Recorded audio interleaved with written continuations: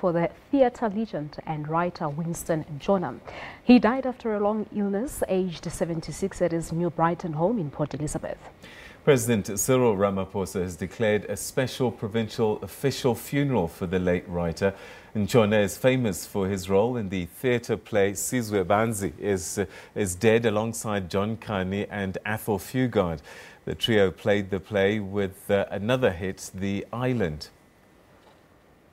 He won 20 awards for Best Actor for both plays. In April last year, the Nelson Mandela Bay honoured Ntshona, Kani and Fugard with the renaming of 3 streets around the Opera House after them.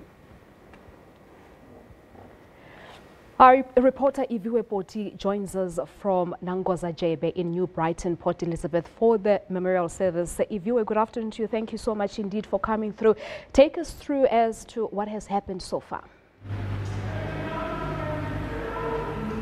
A very good afternoon to you too, Balesa. Well, now on the stage, actually, in the hall where we are situated outside, they are having sound check.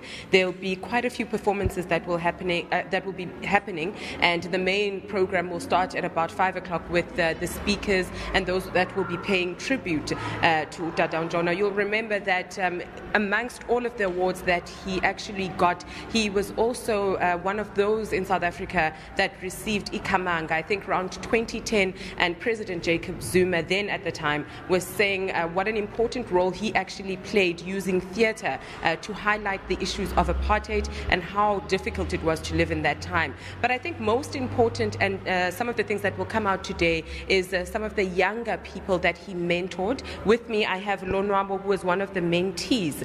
But Lonwabo, tell us a bit about what it was like to have been under the wing of such a great giant.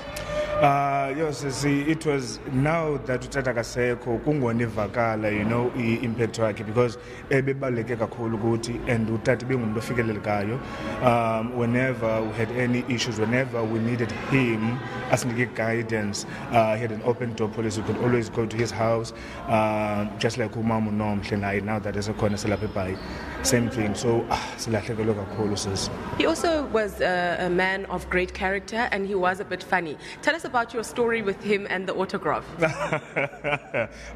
This one time when they were doing Sizwe Banzi's dead, I think it was what 2007 or 2008, during that time. So he's signing the autographs. It was actually asleep, you know. Assign Tatukani, assign Ntshona. Call me brother. So utata khona ngixelela uba also an actor, yabo. Utata uthi mandimfonele, ndazama inamba yakhe, ndamfonela ndathi tata ndizawufika apha kuwe ngolonwabo kwathini. Kandifika phana endlini uthi wenyanam yintoni? Ndithi hayi tata obuthe mandikufonele. And he actually explained ukuthi no, this is how I signed my autographs. Call me brother. Actually ndathi call me brother, and it's actually call me brother. Yeah.